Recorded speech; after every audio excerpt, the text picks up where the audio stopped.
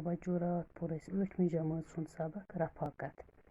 ये बुलबुल उस लंज पे परेशान तस ेर गोमुत सह पन्निस ٲलिस निश हेकान वतथी तस अश बुक यिवान पत आयस नखतली जुतन गाश तम वोन े त्राव गम कर सखर तो बह वातनावत पन्निस ٲलिस निश। दपान बुलबुल क्या लंज पे परेशान।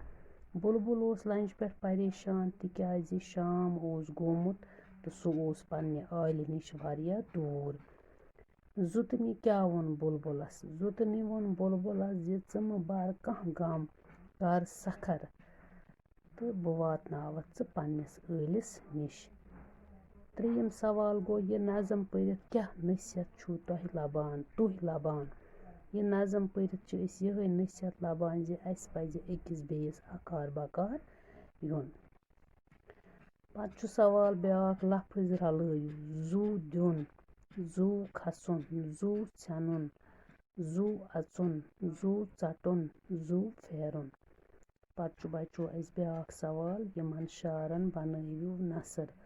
आयलि निश छुस दूर पेमुत शाम गोम यथ गटिस मज कोर गस वन क्या बन्योम। यह वनान ये बुलबुल दपान बह छुस पन्ने आयलि निश वारिया दूर तो यथ अन गटिस मज गो यथ अन गटिस मज कोर गस वक्ते मुश्किल गस न त्रावन जहाँ ते आश कर सकर वत त्राव गम हावै बह गाश। दपान ये मुश्किल वक्त आस उम्मीद गस न जहाँ ते त्रावन दपान छु च कर से तैयारी तो बह हावै वत बह हावै गाश।